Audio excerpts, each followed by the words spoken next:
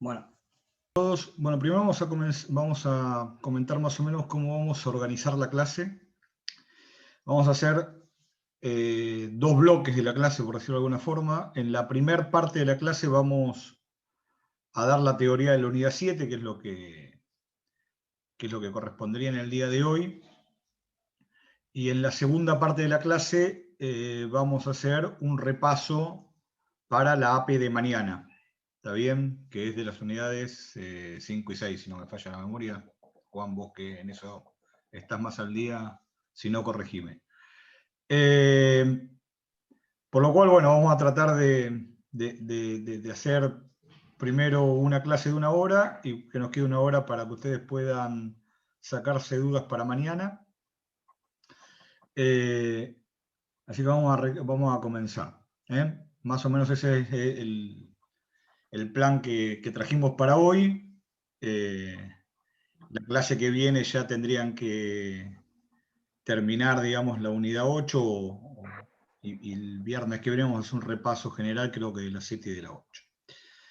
Bueno, hoy vamos a ver el comercio en el mundo. ¿Está bien? ¿Qué queremos primero significar con el comercio en el mundo? Bueno, nosotros arrancamos cuando empezamos a ver la parte de macroeconomía con un modelo que era extremadamente sencillo, donde solamente había sector privado y había gente que o consumía en términos privados o consumía en términos de empresas, o perdón, más que en términos privados, en términos de particulares o de familias, y consumía en términos de empresas, que es la inversión, y no había Estado, y no había sector externo, y es un modelo que en principio digamos, es de bienes reales exclusivamente, entonces si bien es muy sencillo, digamos, la operatividad por ahí, digamos, tiene un nivel de abstracción demasiado grande y que muchas veces, digamos, sobre todo ustedes, que es la primera vez que empiezan a ver modelos, les es difícil de comprender cómo puede ser que, digamos, en una economía, cuando yo miro alrededor, existe el Estado, hay bienes importados, exportamos, etcétera, etcétera, y todo esto no está. Entonces, lo que hicimos la clase pasada, lo que hizo Beatriz la clase pasada, fue incorporar el Estado a la economía y las implicancias que tiene ello, también en una forma muy sencilla, digamos, se podría complicar extremadamente más como incorporamos el Estado, pero también de una forma muy sencilla, pero ya sabemos que hay Estado en la economía y que impacta, por un lado, teniendo que va a cobrar impuestos para poder desarrollar sus actividades, y por otro lado, sus actividades impactan tanto en el mercado laboral como en el mercado de bienes y servicios, porque es un actor importante dentro de ese esquema. Hoy lo que vamos a hacer es vamos a incorporar el sector externo. Y el sector externo de la economía va a tener, esto anda y puedo pasar, ahí está, va a tener dos grandes, digamos, bloques, o si quieren, dos grandes, digamos, cuestiones. El primero es que va a haber, vamos a empezar a comerciar con el mundo, ¿está bien? Vamos a comerciar bienes y servicios. Yo ahí no lo puse explícitamente porque no me gusta la palabra comercio para eso, pero también vamos a comerciar factores productivos. ¿Está bien? Perdón. Vamos a comerciar también factores productivos. Y la conversación de factores productivos, digamos que normalmente se toma dentro del rubro de servicios. Capital es fácil de pensar como un comercio, digamos, los seres humanos un poquito más complicado. Entonces, pero está metido ahí adentro. ¿Está bien? Y esto va a implicar de que va a haber dos tipos de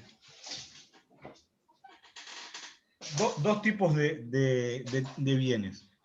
El primero, dos tipos de operaciones. La primera son las exportaciones, ¿está bien?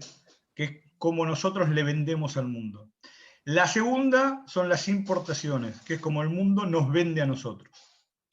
Entonces, todo eso lo vamos a llamar flujo real, ¿está bien? Porque van a ser de cosas reales, ¿ok? Esa es la idea que hay ahí atrás. Son cosas que, digamos, se pueden palpar. Recuerden de que alguna vez yo les comenté que real viene de la palabra latina re, que significa cosa. Entonces, cuando estamos hablando de cosas reales, estamos hablando de cosas, digamos, perdón la redundancia, de cosas que podemos palpar. Por otro lado, cuando nos relacionamos con el mundo, empieza a tomar implicancia las finanzas internacionales. ¿Está bien? Porque primero piénsenlo, ahora lo vamos a ampliar más, pero piénsenlo desde esta perspectiva. Las exportaciones a nosotros nos las van a tener que pagar, ¿está bien? Y a las importaciones las vamos a tener que pagar nosotros al mundo. Por lo cual, ahí empieza a haber un flujo financiero de entrada y salida de divisas.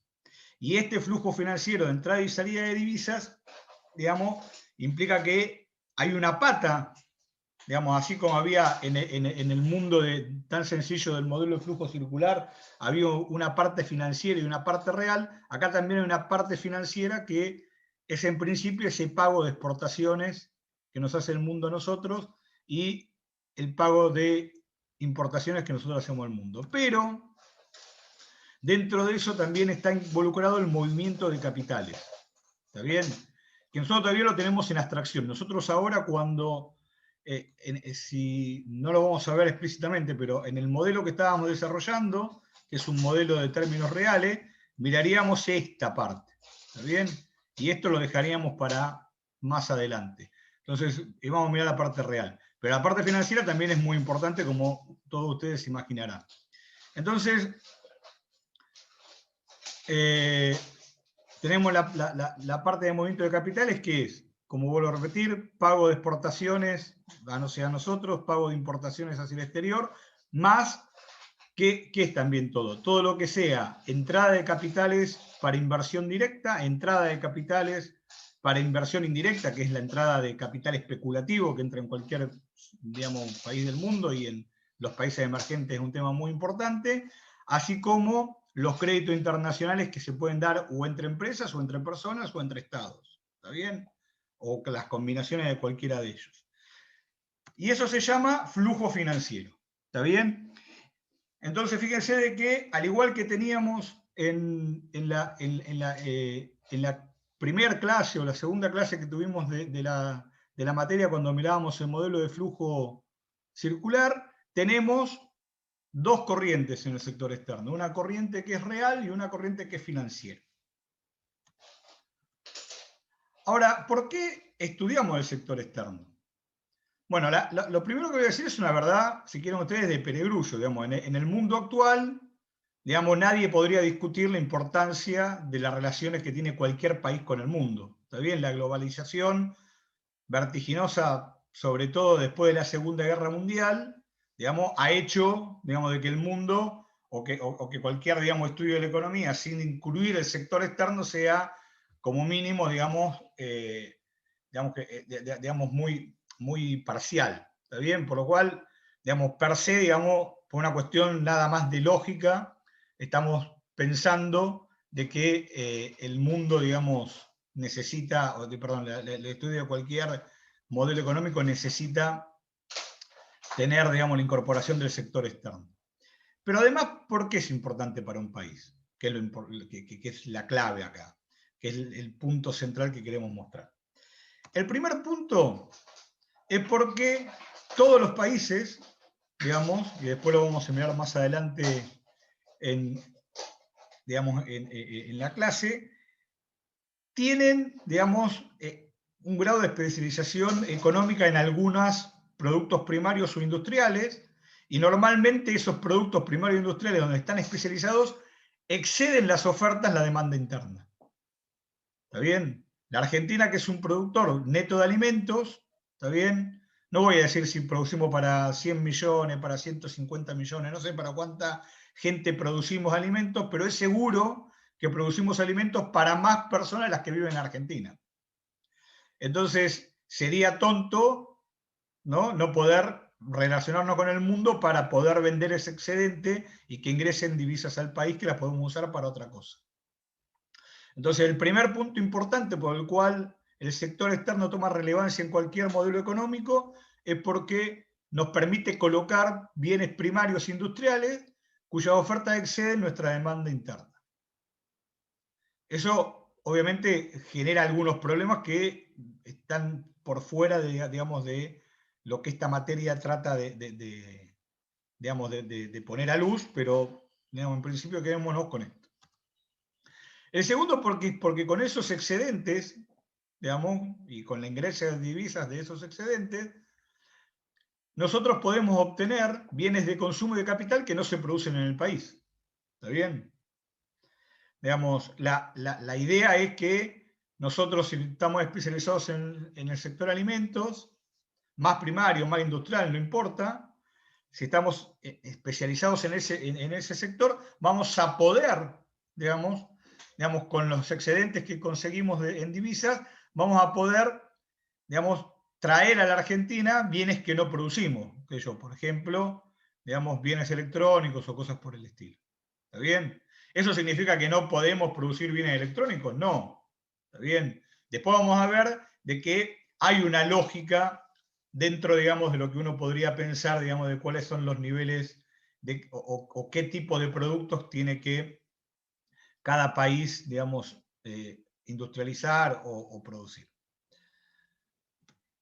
El cuarto es que nos permite incorporar tecnología y desarrollo en procesos nacionales que no existen en el país. ¿Está bien? Es decir, poder incorporar algunos desarrollos tecnológicos que, digamos, se han hecho en otros países del mundo y también nos permite exportar los nuestros. Digamos, la Argentina,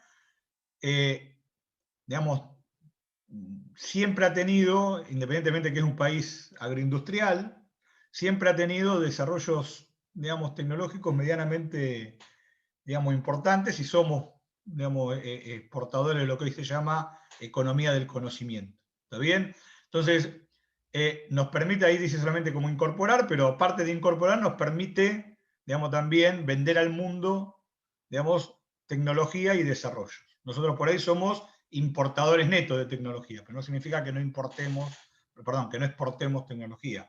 Por ejemplo, en el sector agrario, dado que nosotros tenemos una especialización muy grande, en la Argentina, digamos, es una exportadora neta de tecnología en términos de producción digamos, de trigo, de soja o cosas por el estilo. Y por último, nos permite intercambiar servicios y factores productivos. ¿Está bien? Digamos, ¿qué significa esto? Significa que, digamos, que nos permite aquellos factores productivos de que somos escasos, poder incorporarlos a la economía a través de, por ejemplo, inversiones extranjeras en forma directa, y también nos permite, digamos, obviamente exportar capital, pero también nos permite hacer la misma vía en términos de, ¿cómo se llama?, de mano de obra. Entonces, a pesar, digamos, más allá de la verdad de perogrullo de que el mundo está globalizado, entonces hay una gran, digamos, transnacionalización de las economías, etcétera, etcétera, y que eso implica de que la agregación de valor internacional, o lo que hoy se llama cadenas de valor, implica el movimiento de muchos países. Digamos, el sector externo en la economía, en términos primarios, es muy importante por estos cuatro motivos. ¿Está bien? Es decir, si no existiría el grado de globalización que hay en la economía, el sector externo igual, digamos, es importante para el mundo. De hecho, no lo vamos a dar en la clase, pero yo les recomiendo que lo lean. La discusión proteccionismo-librecambismo es una discusión que tiene, digamos, 200 o 300 años. ¿Está bien? Digamos, no es una discusión de la globalización. Es una discusión muy anterior a la globalización, digamos, y que es muy rica, digamos, en materia digamos, de conceptos y de posiciones encontradas que han tenido economistas muy importantes a lo largo de la historia. Entonces, yo hoy le decía de que era importante ver de que en esos, digamos, cuando hablábamos del sector externo de la economía, había dos, digamos, grandes, digamos, sectores, digamos, no sectores, sino compartimientos dentro de esa apertura, y que había un flujo real y un flujo monetario. Y yo les hacía acordar de que eso implicaba o era parecido a lo que habíamos visto en el flujo circular cuando lo habíamos planteado que ni siquiera había Estado, no había bancos y no había sector externo. Bueno, en la clase pasada incorporamos el sector gobierno, ¿está bien? Entonces lo pusimos acá, ¿está bien? Yo no lo voy a repetir, digamos, no sé si este es el mismo gráfico que usó Beatriz, pero ahí más o menos está cómo impacta el sector gobierno a través de filtraciones y de aportes en la economía real en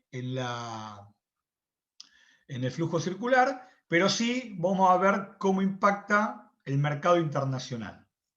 Entonces, fíjense de que hay dos cuestiones. Yo acá les puse de vuelta que hay un flujo real, que son los bienes y servicios y los factores productivos que tanto van de Argentina al mundo como del mundo a Argentina, y que después hay un flujo monetario, que son los activos financieros. ¿Está bien? Que como habíamos hecho en el modelo de flujo circular, la línea continua es el flujo real de la economía y la línea punteada es el flujo financiero. Entonces, fíjense de que vamos a mirar primero las familias. Las familias van a exportar en el flujo real, ¿está bien? ¿Qué van a exportar? Factores productivos, que eran los que eran dueños las familias, ¿está bien? Y van a recibir por esos factores productivos que exportan, sea capital, trabajo, digamos, algunas cuestiones que generen renta o capacidad empresarial, y van a recibir por eso un flujo de pago de exportaciones, ¿está bien? Que son dinero en divisa extranjera que va a incorporar a la Argentina, ¿está bien? Entonces, ¿qué hacen las familias? Exportan, ¿está bien? Factores productivos e importan bienes y servicios. Y la importación de bienes y servicios que viene fíjense, del mercado internacional. Vamos a cambiar esto al puntero. Que viene del mercado internacional a las familias van a tener que pagar esas importaciones. ¿Ok? Del lado de las empresas ¿qué van a hacer? Van a importar desde el mundo factores productivos. ¿Está bien? ¿Está? Porque las empresas van a necesitar capital, trabajo, capacidad empresarial, que por ahí no hay en Argentina, digamos, o porque quiere importarla, no porque necesariamente en Argentina no haya, o porque le sale más barato, o por lo que sea, lo van a importar, entonces van a importar factores productivos y para ello van a tener que pagar, ¿está bien? A través, digamos, del pago en divisas, digamos, esa importación de factores productivos. Pero a su vez van a vender al mundo, ¿está bien?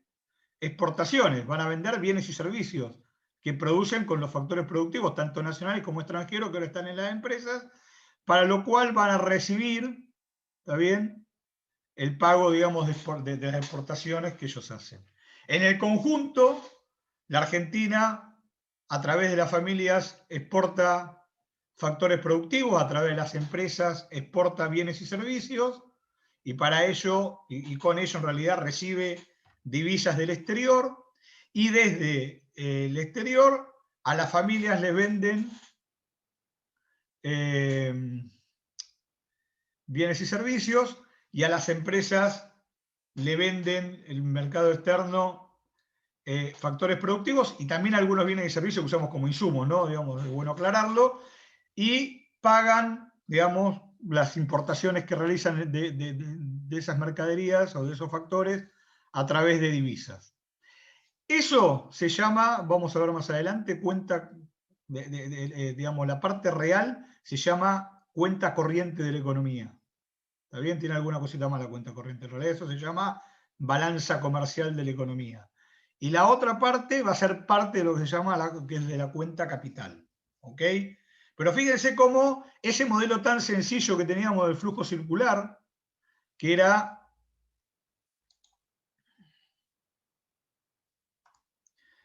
esto que está aquí, ¿está bien? Le incorporamos el sector externo y se puede incorporar, digamos, por lo cual el modelo, digamos, si bien era muy abstracto, permitía esa flexibilidad y ahora nos permite incorporar el mercado internacional. ¿Qué nos falta incorporar acá, en este modelo, para tener una economía completa? El mercado financiero. ¿Está bien? El mercado financiero es parte de lo que van a ver la semana que viene, cuando veamos la parte de dinero, crédito y bancos. ¿Está bien? Dentro de una, obviamente, una cuestión bastante, digamos, acotada, como es en una parte introductoria de economía. ¿Está bien? Entonces, fíjense de que el modelo permite, digamos, ir incorporando los diferentes factores que hay en la economía y nos hace un modelo mucho más realista de lo que pasa en cualquier economía nacional. Entonces ahora vamos a tratar de, nosotros hablamos de que había exportaciones, de que había importaciones, entonces vamos a tratar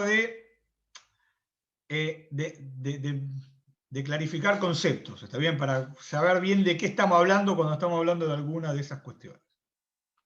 Entonces, ¿qué son las exportaciones? Bueno, las exportaciones están compuestas por los bienes y servicios valorados en moneda nacional, y esto es importante, digamos, nosotros las valoramos en moneda nacional, que son vendidas a los residentes del resto del mundo. Y acá me quiero quedar con tres cositas. Primero, son bienes y servicios, ¿está bien? Que nosotros exportamos al mundo. Y no son bienes y servicios finales. Para nosotros son bienes y servicios finales porque son una exportación. Pero por ello le vendo un bien al mundo que después para el bien es un bien intermedio, ¿está bien? Eso nosotros no lo sabemos y no nos importa. Sí nos importa que lo vendemos, ¿está bien? Pero son bienes y servicios. Dentro de estos servicios, vuelvo a repetir, dentro de estos servicios está, digamos, la venta, a mí lo voy a repetir, me hace mucho ruido hablar de venta, de factores productivos, ¿está bien? Ya sean de capital o de trabajo, ¿sí? Entonces, las exportaciones no es solamente, digamos, que le vendemos trigo al mundo o le vendemos un televisor al mundo, sino también están incluidas, digamos, los servicios que se venden al mundo y dentro de los servicios está incluido, digamos, la venta de servicios de factores productivos. Lo segundo que es importante mirar acá es que nosotros lo vamos a valorizar en moneda nacional. ¿Está bien? Ahora yo cuando venía hablando antes permanentemente del tema decía que nos pagaban en divisas, y nos pagaban en moneda extranjera. ¿Está bien? Ahora, nosotros cuando ustedes ven lo que publica el INDEC, si bien lo publica con los dos valores, lo lógico sería que lo publique en moneda nacional, ¿está bien? Digamos, y lo que necesitaríamos es el tipo de cambio para poder transformar esa moneda extranjera con las que nos pagan a esa moneda nacional. Aparte, el monopolio de la moneda extranjera, digamos, el ingreso de monedas extranjeras a un país, normalmente lo tiene la autoridad monetaria. En la Argentina, el Banco Central de la Argentina. ¿Está bien? Entonces uno no puede entrar al país y traerse $1.000 millones y ponerlo abajo del colchón. Tiene que ir al Banco Central, cambiarlo por peso, y si quiere dólares va a tener que ir por la otra ventanilla y comprarlo. ¿Está bien? Pero no es, digamos, que yo exporto y me dan los dólares a mí y me los traigo en una valijita. ¿Está bien? Eso no se puede hacer, digamos, en ningún país del mundo, no solamente en Argentina, y siempre, digamos, en Estados Unidos la Reserva Federal, en Argentina el Banco Central, en Europa el Banco Central Europeo, son los que tienen medio el monopolio, digamos, de esas transacciones. Y por último, es que dice que los residentes del resto del mundo. Y se acuerdan que nosotros habíamos puesto, digamos, que este comercio es con los residentes del resto del mundo. Habíamos dicho que era residente, ¿está bien? Cuando hablábamos en contabilidad nacional, digamos, para pasar de Producto Bruto Nacional a Producto Bruto Interno o al revés. Y acá toma también relevancia, porque lo que se considera exportación es cuando nosotros comerciamos con residentes del resto del mundo. ¿Qué era un residente? El residente estaba, digamos, la clave para entender que es un residente es donde tiene su centro económico. ¿Está bien? Un argentino que vive en Europa, está en Europa y está hace 20 años en Europa y tiene su familia en Europa, y en la Argentina no tiene ni pensado volver, no es un residente argentino. Podrá ser ciudadano argentino porque todavía debe poder votar, etcétera, etcétera, para algunas cuestiones. Pero residente, si vive en España, es residente español. Igual que si hay un uruguayo que vive en la Argentina y que no piensa ir a Uruguay más en su vida y vive acá hace 20, 30 años, y entonces tiene toda su familia y todo su centro económico en la Argentina. Entonces lo que nosotros tenemos que mirar acá es si, para determinar que es una exportación, es si hay o no hay, digamos, un comercio entre un residente argentino con un residente de cualquier otro país del mundo. Entonces esas son las tres cuestiones que hay que mirar para ver qué son exportaciones de un país. Después, como siempre, la exportación es una demanda, hay una demanda de exportaciones y esa demanda de exportaciones va a depender de diferentes cuestiones. De lo primero que va a depender es del nivel del ingreso del resto del mundo. Valor claramente que la Argentina no maneja. Está bien si estamos hablando de Argentina, aunque cualquier nivel de cualquier país del mundo en principio no maneja. ¿Está bien? Por lo cual para nosotros es un dato fijo. ¿Está bien? Es eso que está ahí. ¿Y por qué depende del nivel del ingreso del mundo? ¿Está bien? Que sería la pregunta a contestar. Bueno, depende del ingreso del mundo porque uno supone que cuanto más alto sea el ingreso, vamos a algo medio micro, más consumo va a haber de bienes. ¿Está bien? Si ese consumo depende del ingreso, si el ingreso mundial está creciendo, va a necesitar más bienes y servicios, por lo cual va a haber muchos países que va a haber determinados bienes que no los va a poder fabricar internamente y los va a necesitar exportar. ¿Está bien? Y entonces vamos a tener una demanda de exportaciones en ese sentido. ¿Sí? En la Argentina, por ejemplo, si el ingreso del mundo está creciendo, digamos, como nosotros somos un exportador neto de alimentos, probablemente cuando crece el ingreso, la gente va a querer comer mejor y nos va a querer comprar más alimento y por eso nosotros exportamos más. ¿Está bien? El segundo punto es el nivel de precios nacionales. Y el tercer punto es el nivel de precios internacionales. Nota al pie, que no lo dije con el ingreso mundial. Cuando las variables, ingreso, precio, Profe, cualquier perdón, otra. ¿qué era la primera P? La primera P, perdón, vamos para atrás. Precios nacionales. ¿Está bien? Y la segunda P, precios internacionales. Ahora, fíjense, la P que dice pesos nacionales está solita. La P que tiene precios internacionales tiene una estrellita. ¿Está bien? O un asterisco. Y el ingreso que yo considero internacional tiene un asterisco. Bueno, las variables cuando tienen un asterisco en economía, normalmente, por ahí alguno usa otra anotación, pero lo normal es que están refiriendo a esa variable en términos internacionales.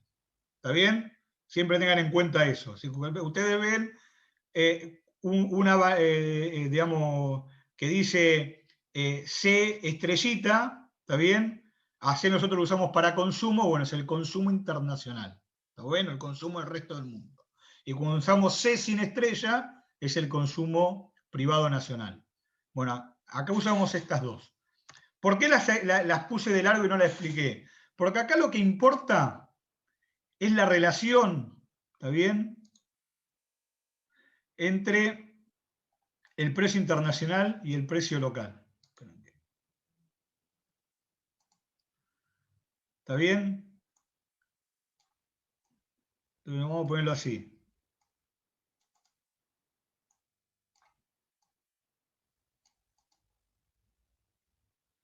A ver.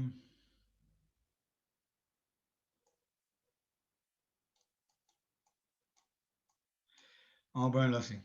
¿Está bien? Lo que nos interesa acá es esta relación. ¿Cómo mueven los precios locales con respecto a los precios del resto del mundo? Vamos a sumar de que al principio era 1 y 1. ¿Está bien? ¿Sí? Entonces, fíjense, si en la Argentina la inflación fue del 20%, esto se transforma en 1,2. ¿Está bien? Si la inflación en el mundo fue de un 3%, eso se transforma en 0,3. ¿Está bien? Por lo cual fíjense que los productos argentinos se hicieron relativamente más caros respecto al mundo. ¿Sí? Entonces nosotros se nos van a caer las exportaciones porque los precios internos nuestros están creciendo muy rápido respecto al mundo. ¿Está bien? Entonces a dos variables siempre hay que mirarlas juntas. Pero depende del precio internacional y del precio local. ¿Está bien? Y la última es el nivel de tipo de cambio. ¿Está bien? El nivel de tipo de cambio es cuánto vale nuestra divisa respecto a una divisa extranjera. ¿Sí? Lo más normal, digamos, lo más común que vemos en la Argentina, que son el dólar, ¿no? Digamos, los argentinos somos obsesivos del valor del dólar.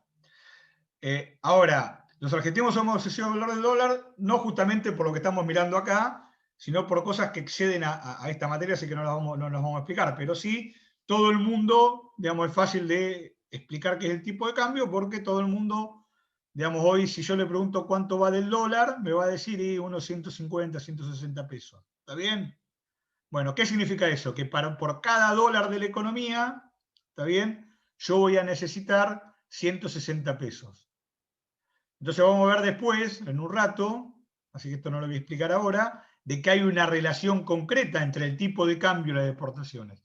En términos generales, después lo vamos a explicar mejor, cuando sube el tipo de cambio, cuanto más alto es, solamente si hoy en la Argentina pasaría de 160 a 300 pesos, ¿está bien? La Argentina sería muy barata contra el mundo y eso le permitiría exportar más, ¿está bien?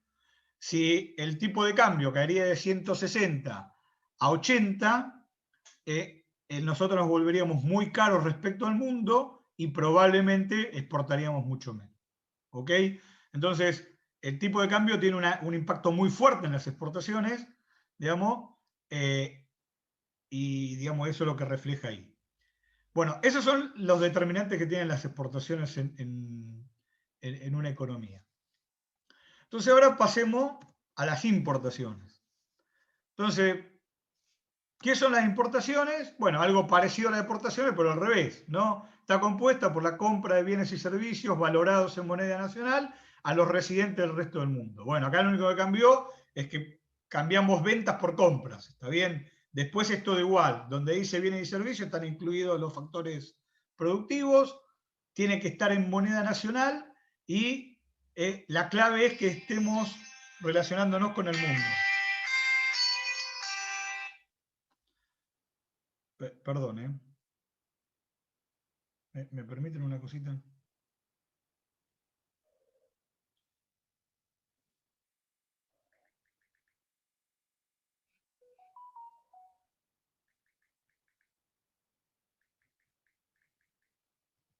Bueno, ¿y de qué dependen las importaciones? Fíjense, en vez del ingreso internacional va a depender del ingreso nacional. ¿Está bien? Fíjense que después de todo lo mismo. ¿Sí? Entonces concentrémonos en el ingreso nacional, que es la diferente. Ahora, ¿por qué depende del ingreso nacional? Bueno, por dos motivos. Dos motivos que son, digamos, muy importantes de entender. El primer motivo es por lo mismo que nosotros le dijimos de que por qué nos compraba el mundo cuando crecía el ingreso mundial, que es que si está aumentando el ingreso nacional, ¿está bien? Eso implica digamos, que hay más capacidad de compra, y si hay más capacidad de compra, los agentes nacionales van a querer, digamos, bienes y servicios que por ahí o no se producen en el país o no se producen en suficiente cantidad. Entonces vamos a tener necesidad de importar. Entonces, el primer motivo por qué tiene una relación con el ingreso nacional es porque aumenta la capacidad de compra de la población. Ahora, el segundo motivo es que cuando está aumentando el ingreso nacional y hay más capacidad de compra, también aumenta la demanda de productos nacionales. Y los productos nacionales, en términos generales, y hoy a nivel mundial, en términos mundiales, pero vamos a hablar únicamente de Argentina, digamos, tienen un gran componente de, de insumos importados, ¿sí? Entonces, esos insumos importados que necesitamos, digamos, incorporar para la producción nacional, hace que también hay una relación directa que cuando aumenta el ingreso nacional, a mí me aumenta digamos, el producto o la creación de bienes y servicios del país, y eso me hace consumir más bienes importados en términos de insumos intermedios. Por esos dos motivos, digamos, las importaciones tienen, digamos, una relación directa con el ingreso nacional. Después depende del nivel de precios nacionales, depende del nivel de precios internacionales, por la misma relación que dije antes. Si la Argentina tiene una inflación local mucho más grande que la internacional, los productos internacionales se vuelven baratos para los argentinos y nosotros los queremos importar. ¿Está bien? Ese es el primer, es un motivo.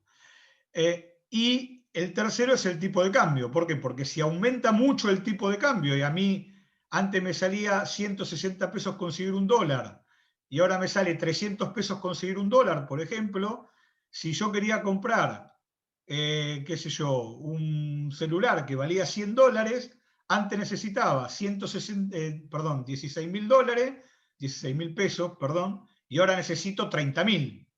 Como seguramente mi salario no aumentó en la misma proporción, a mí se me hace mucho más caro poder importar ese producto y por ende las importaciones en términos globales caen. ¿Sí?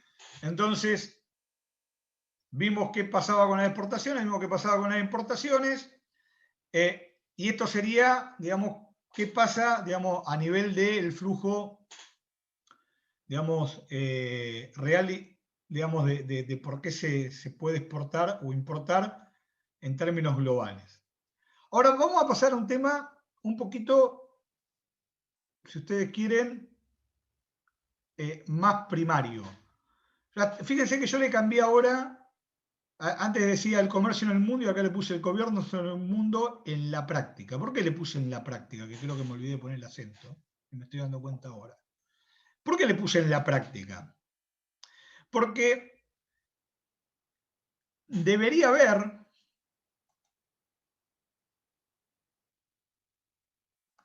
no, las clases yo las grabo porque después las trato de revisar para ver qué podemos corregir. Ah, no le puse el acento, no, pensé que no lo había puesto. Trato de corregir algunas cuestiones para la didáctica de lo que estamos viendo, pero no se suben a ningún lado, como fue norma en toda en todo el curso del ciclo lectivo de este año. Todo el cuatrimestre. De todo el cuatrimestre. Bueno, entonces, ¿por qué? Entonces, hay algunas cuestiones que están por debajo, digamos, de eso, ¿no? Yo ahí miraba cuestiones más generales. Entonces, ahora vamos a tratar de mirar por qué se producen esos intercambios, ¿está bien?, internacionales, y cuáles son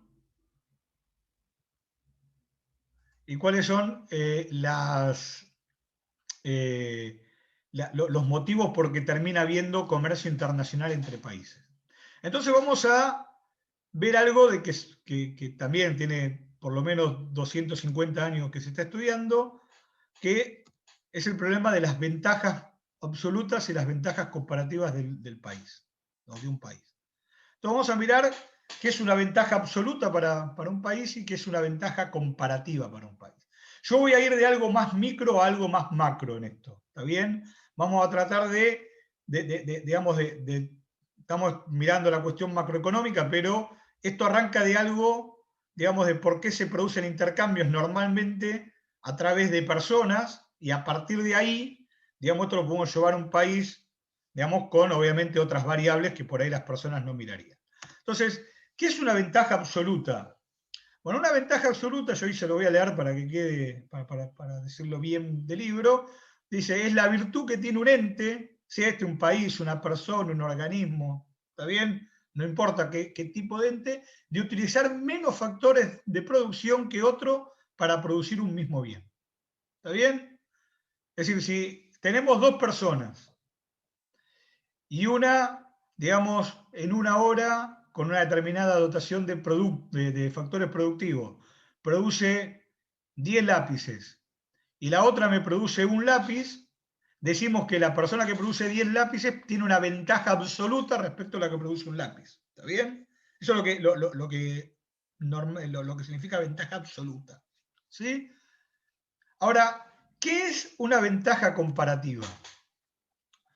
Una ventaja comparativa nos referimos a un ente, también país, persona, organismo, ¿está bien?, que tenga la habilidad de producir un bien con un costo de oportunidad más bajo que el otro.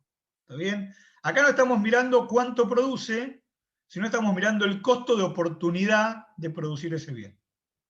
¿Sí?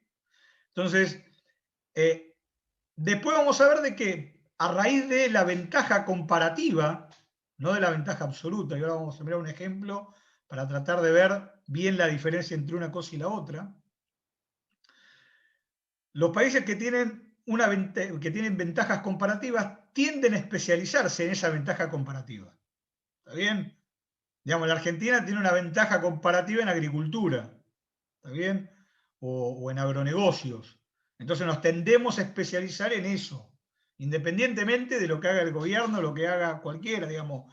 No, nosotros tenemos, digamos, una ventaja muy concreta en términos, digamos, de la calidad de tierra, del clima que tenemos, etcétera, etcétera. Entonces, naturalmente, digamos, los agronegocios son una parte muy importante de la economía del país. ¿Está bien?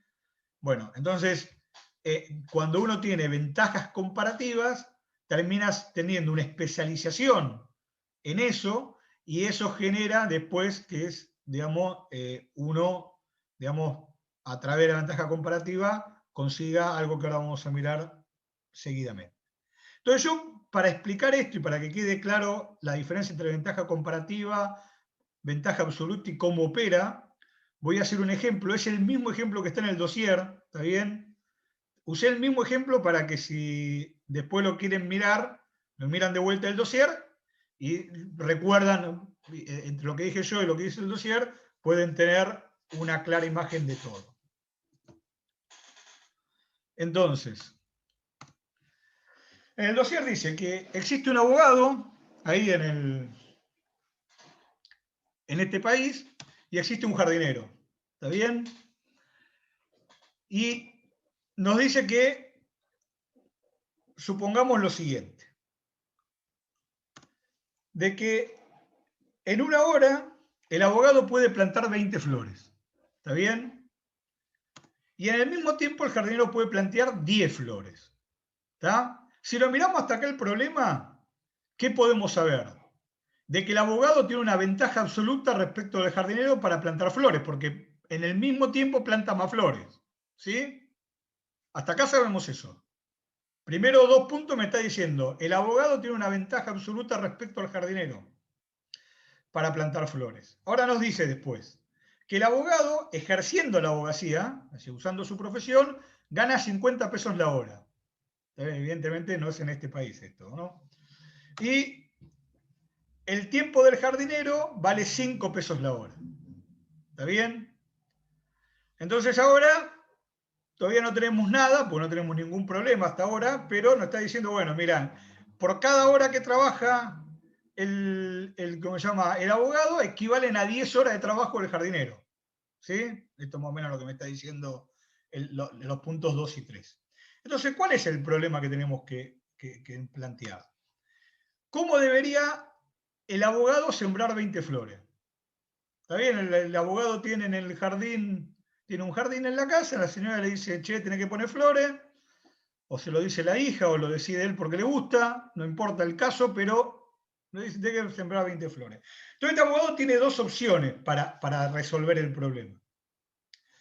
La primera opción es hacerlo él mismo. Es decir, se agarra, dice, bueno, me gasto 1 hora de mi tiempo y planto las 20 flores. La segunda opción es dedicarse a su profesión y emplear al jardinero. ¿Está bien? Esas son las 2 opciones posibles que tiene, digamos, este abogado para resolver el problema que quiere plantear 20 flores en su jardín. Entonces la pregunta que nos tenemos que hacer, ¿está bien?, es cómo se resuelve esto. ¿Cuál sería la decisión racional del abogado al momento de tener que plantear esas 20 flores? Entonces, para resolver el problema, lo que tenemos es que pensar en el costo de oportunidad del abogado. Sí, ese mismo costo de oportunidad que miramos en el problema de la frontera de posibilidad de producción, bueno, el mismo. Aplicado a esto, ¿está bien? ¿Cómo lo vamos a tomar? Y vamos a decir que el abogado tiene que renunciar a 50 pesos que podría recibir ejerciendo su profesión para dedicarle una hora a plantar 20 flores. ¿Está bien? Ese es su costo de oportunidad. Si yo le dedico una hora para plantar las flores, pierdo 50 pesos en mi profesión. ¿Sí? Ese es el costo de oportunidad que tiene el abogado. Entonces, ¿cuál es la resolución del problema? Que va a elegir la opción 2. ¿Por qué va a elegir la opción 2 de contratar al jardinero? Porque si utiliza la hora ejerciendo la abogacía, va a recibir 50 pesos. Si emplea al jardinero, que necesita 2 horas de trabajo para plantear las 20 flores, va a gastar 10, porque salía 5 pesos la hora. Por lo cual tiene una ganancia de 40. ¿Las flores las tiene planteadas? Sí. Si era porque quería él, digamos, tiene el gusto que tiene plantadas las flores. Si era porque se lo pidió la mujer, satisfizo a la mujer, y si se lo pidió el hijo, satisfizo al hijo. Pero siempre la conclusión es que le conviene contratar al jardinero porque, digamos, en el diferencial hay una ventaja neta de 40 pesos, ¿está bien? Que termina ganando el abogado. Por lo cual, la conclusión es que el abogado tiene una ventaja comparativa en ejercer la abogacía. ¿Está bien? ¿Y entonces qué va a hacer este abogado? Y se va a dedicar a ejercer la profesión y contratar, en este caso, al jardinero para cuidar el jardín. ¿Sí?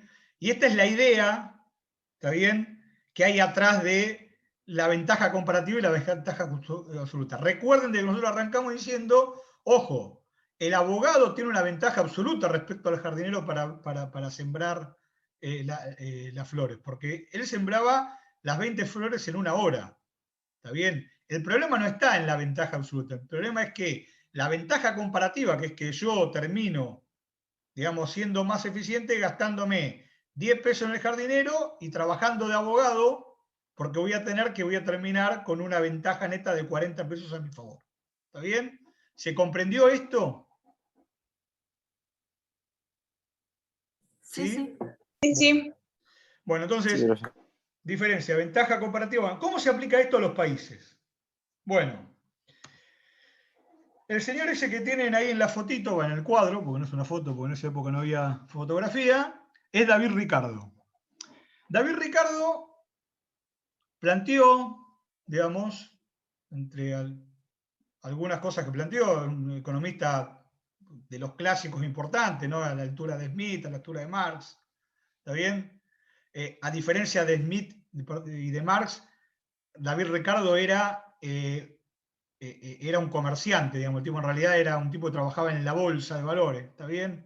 Y también era comerciante, entonces era un tipo que estaba, digamos, no pensando, digamos, tanto en cuestiones más filosóficas como planteaban Smith y Marx, sino era un tipo que pensaba más en las cuestiones prácticas, y por eso le debemos varias cuestiones que después se discutieron durante años. Pero lo primero, una de las cosas que planteó Ricardo, importantes, es la ventaja comparativa entre naciones.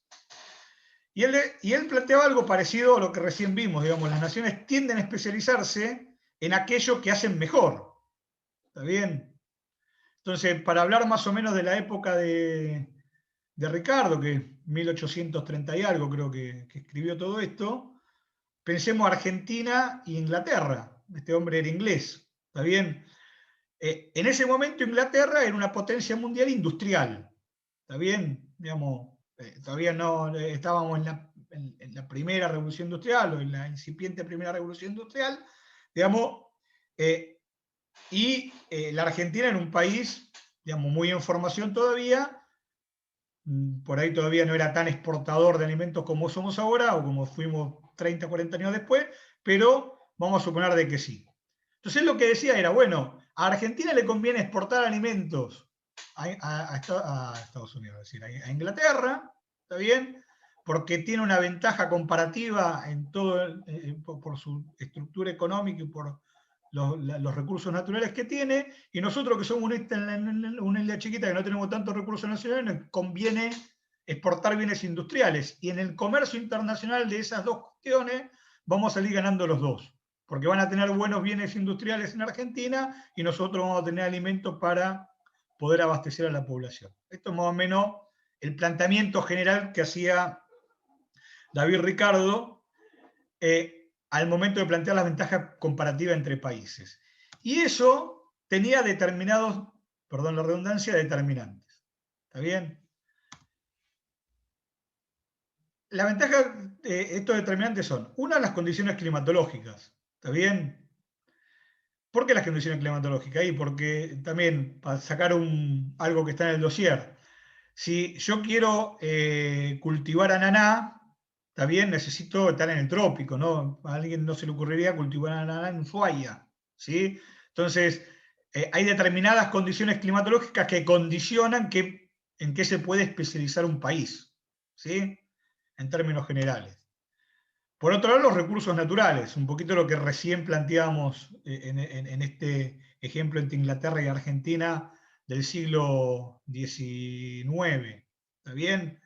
Digamos, la Argentina tenía mucho recurso nacional y tenía la frontera todavía agropecuaria con mucho margen para expandirla y por ahí le convenía exportar productos, digamos, en ese caso era más agropecuario, digamos, que agroindustriales, todavía no teníamos una industria, digamos, desarrollada en ese sentido, ¿está bien?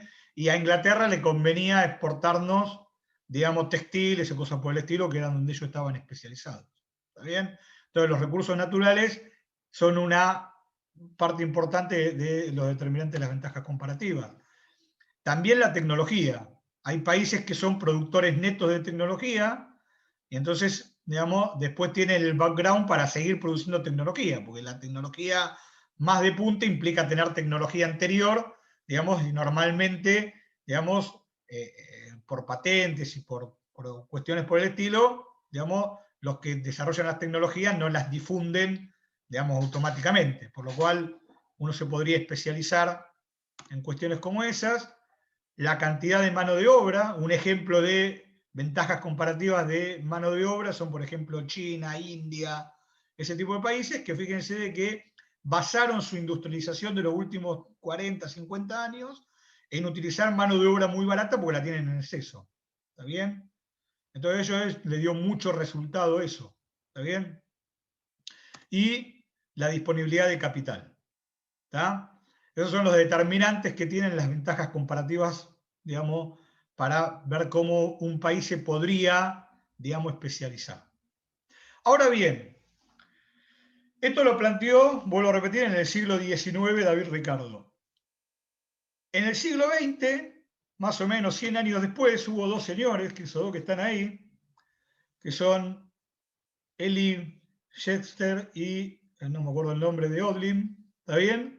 Estos dos señores plantearon algo que se llama teoría Schechter-Odlin, ¿está bien? Estos dos señores son dos señores suecos, no me salen los nombres, perdón, nunca me han salido mucho los nombres raros, pero esta teoría, que también se llama teoría de la dotación de factores, ¿está bien?, de un país, dice más o menos esto: un país tiende a producir y consecuentemente especializarse y exportar de forma comparativamente más barata los bienes que utilizan intensivamente el factor más abundante.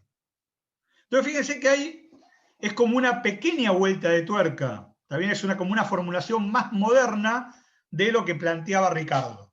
¿Está bien? ¿Cuáles son las diferencias? Que acá lo que dice es que uno se especializa en el factor que tiene más abundancia en la economía. ¿Está bien? Si uno tiene más abundancia de factores naturales en la economía, tiende a especializarse, en el caso de Argentina, por ejemplo, en agronegocios, en el caso de Arabia Saudita, en exportación de petróleo. ¿Está bien? Y si... Profe, ¿se le tildó? Sí. Sí. No, que se le había tildado, disculpa. Ahí estamos. Díganme dónde Sí. no se escuchó, así repito desde ahí. Yo lo escucho bien, así que debe ser vos, no sé, tu internet. Bueno. Yo lo escucho bien también. Listo, bueno. Entonces, tiende a especializarse entonces en donde tiene el factor más abundante, ¿no? Y ahí dice aparte la palabra intensivamente, digamos, que eso lo hace, digamos, digamos, de forma tal de que sobre todo explota ese factor más abundante. ¿Está bien? Y que de esa especialización, como va a poder, en eso que está especializado, va a tener una capacidad de producción mucho más grande que la demanda interna, con el excedente exportable va a poder comprar las cosas que no produce porque no tiene esa ventaja comparativa de otros factores que no tienen abundancia. ¿Está bien? Esto es más o menos lo que dice la teoría Hess-Dowling. Los que estudien economía la van a estudiar en comercio internacional, y etcétera, etcétera. Por ahora quedémonos por lo menos con el título. ¿Está bien? Bueno. Lo otro que pasa en la práctica es que nosotros dijimos que teníamos una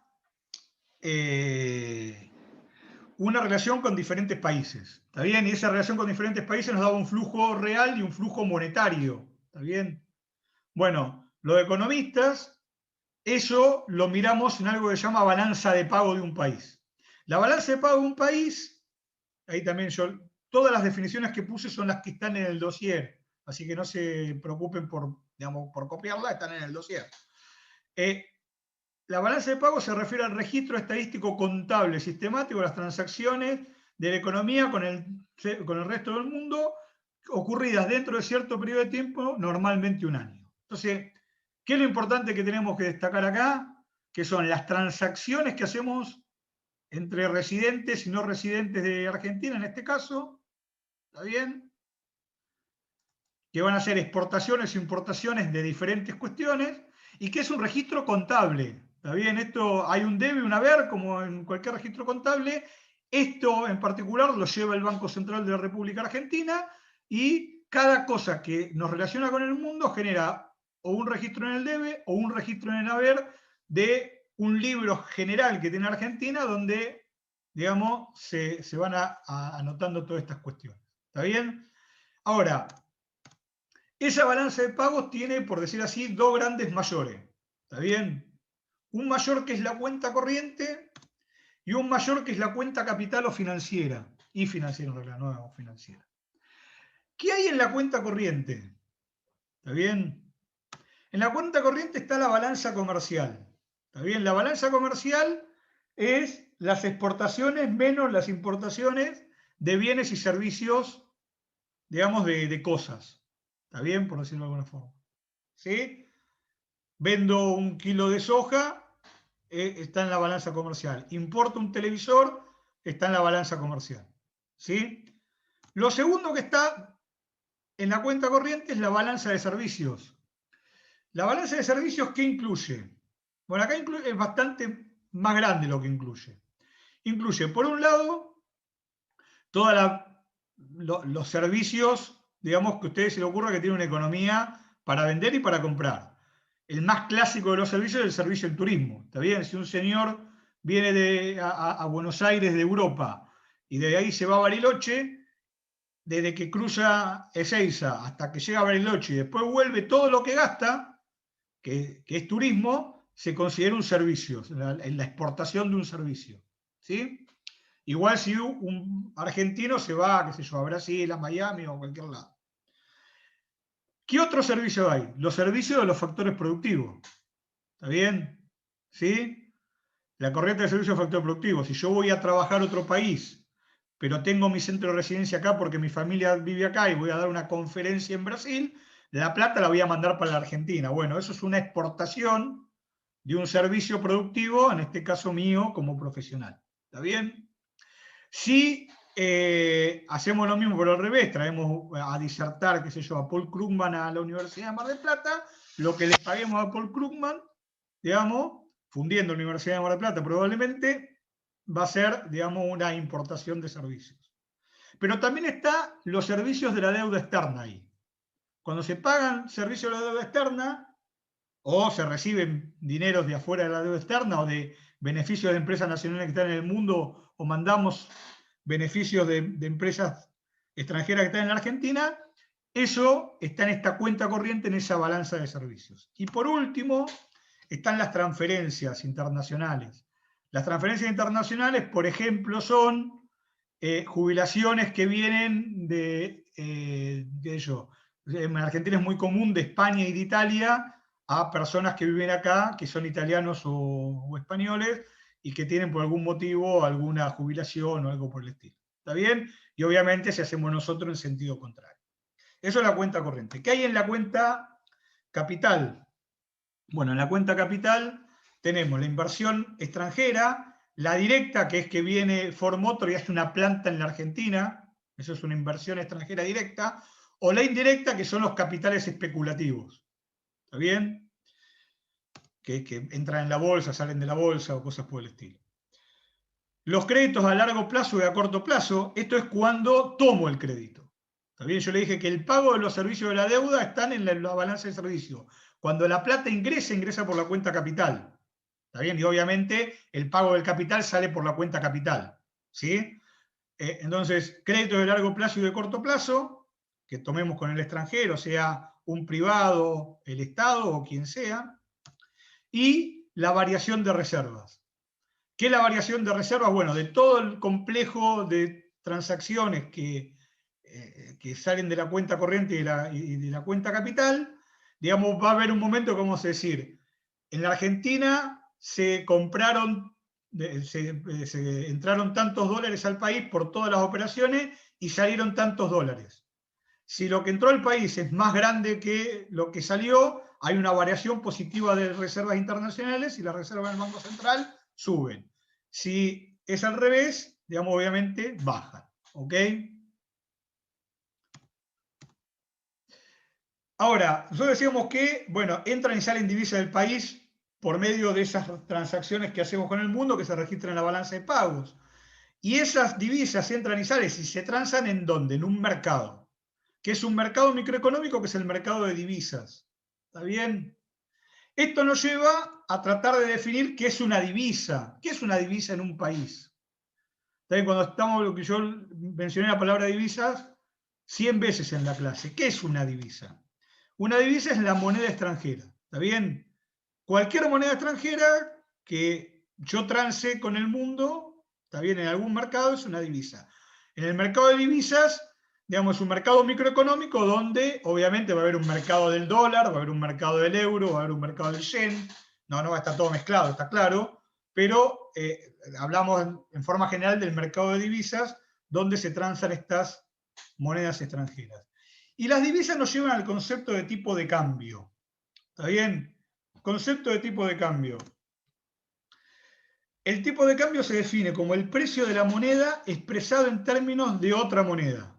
¿Está bien? Entonces sería el precio de la moneda nacional, perdón, de la moneda extranjera, expresado en términos de la moneda argentina. Eso es el tipo de cambio. ¿Sí? Tipo de cambio es cuántos pesos tenemos que poner en la Argentina para conseguir un dólar. Hoy sería poner 160 pesos más o menos para conseguir un dólar. Y eso se llama tipo de cambio. ¿Está bien? Bueno.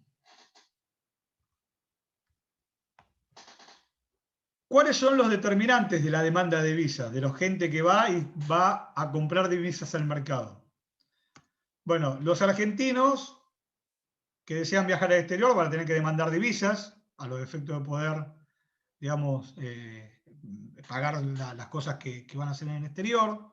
Eso es un motivo. Otro motivo es que desean invertir en el exterior, también ya sea en términos financieros o en términos reales, y que los argentinos desean importar bienes y servicios del extranjero, por lo cual para pagarlo necesitan demandar divisas para poder pagarlo. Por otro lado, está la oferta de divisa. ¿Qué nos da la oferta de divisa?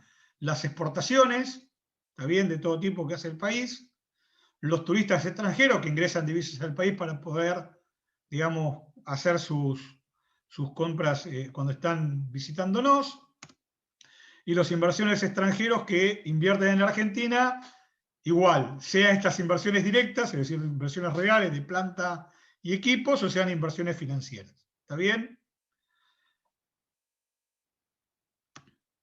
Entonces, en esos mercados, ¿está bien? va a haber, como en cualquier mercado microeconómico, alzas y bajas del tipo de cambio. ¿Está bien? En Argentina estamos acostumbrados a que el dólar normalmente sube, pero también suele bajar. ¿Está bien? Y en los mercados mundiales, sobre todo las divisas fuertes, sí tienen movimientos, digamos, a veces hasta abruptos, de baja y de subas. ¿Está bien? Entonces, ¿qué efecto tiene cuando hay movimientos de tipo de cambio? Entonces, si el tipo de cambio sube, ¿qué significa que suba el tipo de cambio? Significa de que si hoy está más o menos en 160, pasa a 200. ¿Está bien? Hay un movimiento ascendente en el tipo de cambio. Necesitamos gastar más pesos para conseguir un dólar. ¿Está bien? ¿Cómo se llama ese movimiento? ¿Devaluación o depreciación? Cuando el tipo de cambio sube, la moneda se está devaluando o depreciando. ¿Sí? ¿Qué está pasando en el mercado? Hay más demanda de divisas que oferta de divisas. ¿Sí? Lo que está pasando en el mercado es que hay un exceso de demanda de divisas y eso, como cualquier exceso de demanda, hace subir el precio de la divisa y por lo cual sube el tipo de cambio. Y eso va a provocar un efecto en las exportaciones que van a hacerse más, digamos, va a haber, que ahora vamos a explicar por qué, va a haber un efecto positivo en las exportaciones y negativo en las importaciones. ¿Por qué? Habíamos dicho que el tipo de cambio era igual a los pesos por dólares que nosotros tenemos, ¿no? Vamos a suponer que sea 160 a 1. Y vamos a suponer que por algún motivo pasa a 200 a 1. ¿Está bien? Bueno, ¿qué pasa cuando pasa a 200 a 1?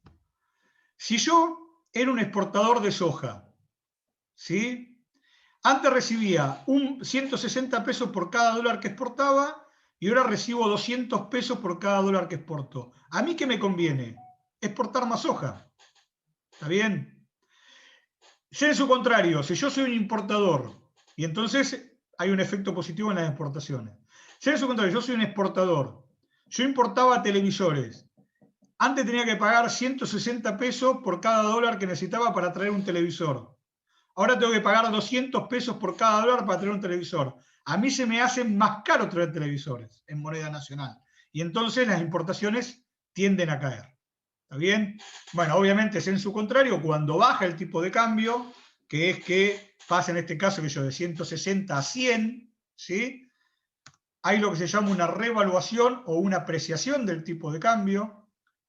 Lo que está pasando en el mercado es que la oferta de divisas es más grande que la demanda de divisas, es decir, que hay un exceso de oferta de divisas y por ende el precio tiende a caer, como en cualquier mercado micro. Las exportaciones van a tender a caer y las importaciones van a tender a aumentar por el mismo motivo que dijimos recién, pero al revés. ¿Está bien? ¿Sí? Y por último, si hablamos del mercado de divisas, tenemos que hablar de algo que se llama sistema de tipo de cambio. ¿Qué es el sistema de tipo de cambio? Sí, ya la pasamos para atrás.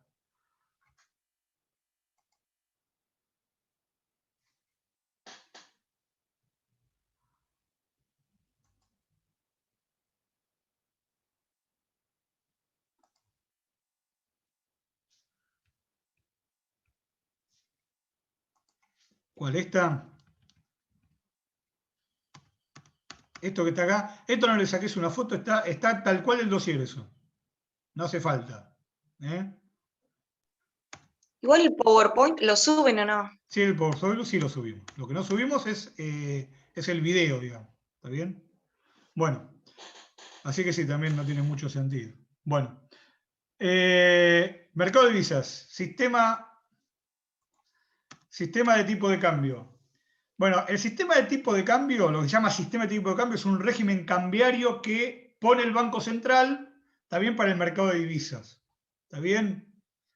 El Banco Central de la República Argentina, que es la autoridad monetaria que tiene en nuestro país, digamos, es el que establece las reglas de cómo se maneja, quién puede operar, quién no puede operar, de qué forma puede operar a través en el mercado de divisas, digamos, porque, por ejemplo, hoy en la Argentina uno no puede comprar más de $200, ¿está bien? Eso es parte del régimen cambiario que tiene Argentina en la actualidad, ¿está bien?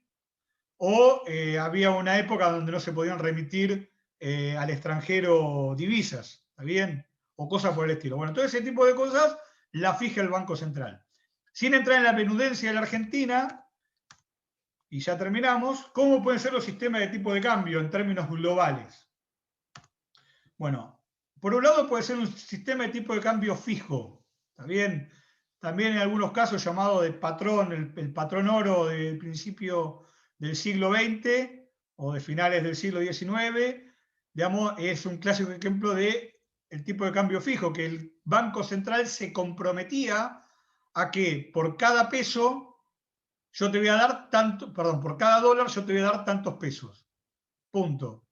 No hay mercado, digamos, ahí. ¿Está bien? Porque el único que comercia es el Banco Central y dice que el dólar vale tanto. El último caso en Argentina de algo parecido es el sistema de convertibilidad de Cavallo de los 90. ¿Está bien? Donde el peso valía $1. ¿Está bien? O el dólar valía $1. Y vos, si tenías 10 pesos, ibas al Banco Central o a cualquier banco y te daban $10. ¿Está? Y había una obligación legal de eso. Después está lo que se llama el tipo de cambio flexible o el mercado de tipo de cambio flexible. El flexible es como el que hay en la Argentina, ¿está bien? Donde uno puede comprar y vender dólares en principio libremente, ¿está bien? Con las restricciones que tenemos, digamos, de los $200 que dije, algunas restricciones que también existen.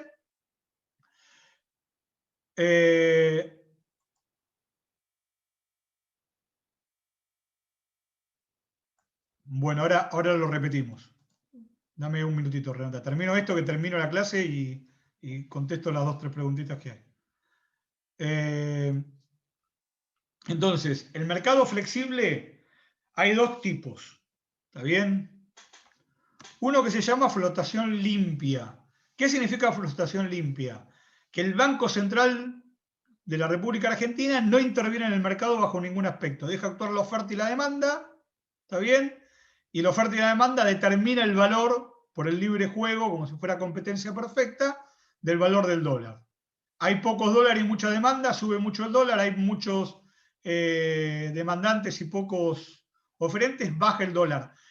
El tema de la flotación limpia, que no se usa en ningún país del mundo, vamos a aclarar, es que los movimientos muy bruscos del tipo de cambio, que podrían pasar, porque los capitales, sobre todo en este mundo tan globalizado, los capitales especulativos producirían grandes movimientos de tipo de cambio, no son buenos para las expectativas de los empresarios o para que la gente pueda ordenar sus expectativas para desarrollar una vida normal. Entonces, normalmente, los mercados flexibles trabajan en una cosa que se llama flotación sucia, en donde el Banco Central tiene como objetivos que no dice en dónde opera. ¿Está bien? Si ve que falta demanda de dólares, pone demanda de dólares para que no se caiga el precio. Si ve que hay mucha demanda de dólares y poca oferta, pone dólares en el mercado de las reservas para que el precio, digamos, se estabilice. Y tiene como valores, uno podría decir, digamos, medios secretos de dónde quiere que vaya el dólar.